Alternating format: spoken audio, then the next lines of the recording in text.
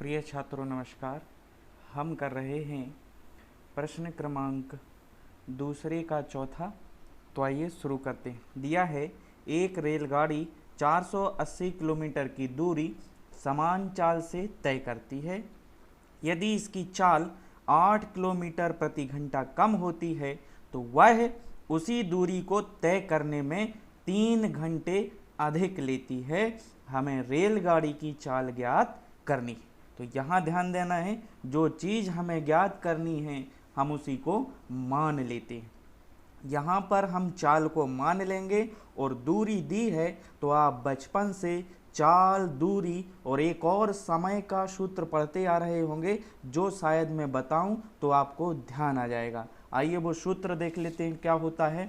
तो यहाँ पर जो सूत्र होता है वो होता है चाल बराबर दूरी बटे समय। ये सूत्र आपको याद होगा। यहीं से हम एक सूत्र और बना सकते हैं कि समय बराबर हो जाएगा, समय को ऊपर ले आएंगे तो ये हो जाएगा समय बराबर दूरी बटे चाल। तो इस सूत्र को आपको ध्यान रखना है कि समय बराबर होता है दूरी बटे चाल। आइए पहले तो जो हमें ज्ञात करना है उसे हम मान लेंगे। तो यहाँ पे रेलगाड़ी की चाल ज्ञात करनी है तो हम मान लेंगे कि माना, इस प्रकार हम लिख लेंगे कि रेलगाड़ी की समान चाल बराबर x किलोमीटर प्रति घंटा है। साथ में हमें यहाँ पर दूरी दी गई है तो हम यहाँ लिखेंगे समान चाल से 480 किलोमीटर की दूरी तय करने में लगा समय। यहाँ पे हम समय निकालेंगे क्योंकि प्रश्न में समय की बात ज़्यादा हो रही है, कम ज़्यादा समय की बात हो रही है। तो हमें निकालना है कि इतनी दूरी तय करने में आखिर रेलगाड़ी कितना समय लेती है। तो हम इस सूत्र से, जिस पर अभी हमने चर्चा की थी कि समय बराबर दूरी बटे चाल, इस सूत्र से समय की गणना कर लेंगे कि 480 किलोमीटर की दूरी तय करने में उसे, जब वो समान चाल से चलती है तो कितना समय लगता है।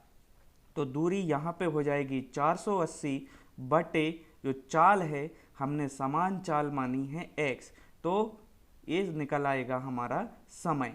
कब का? जब रेलगाड़ी समान चाल से चल रही है। अब इसके आगे हम प्रश्न को एक बार और देख लेते हैं। तो प्रश्न को हम यहाँ से देखेंगे, वह उसी दूरी को तय करने में 3 घंटे अधिक लेती। 3 घंटे अधिक कब लेती है? जब इसकी चाल 8 किलोमीटर प्रति घंटा कम होती।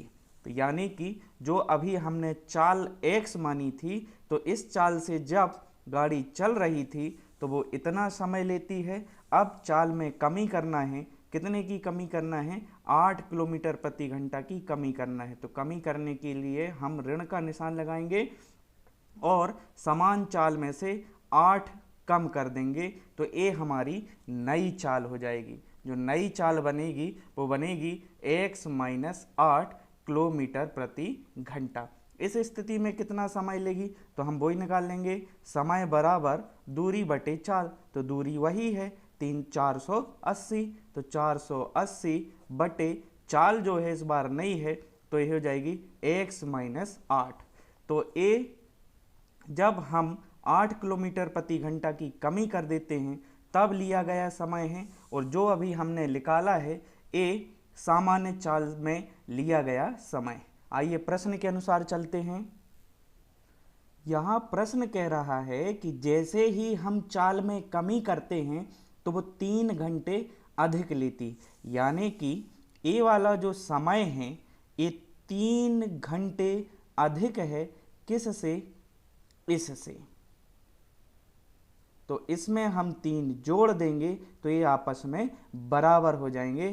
कहने का मतलब है यदि रेलगाड़ी अधिक स्पीड से चलेगी तो कम समय लेगी और कम स्पीड से चलेगी तो ज़्यादा समय लेगी। तो इसलिए हम प्रश्नानुसार जो दोनों समय हमने निकाला है उसको हम लिख देंगे।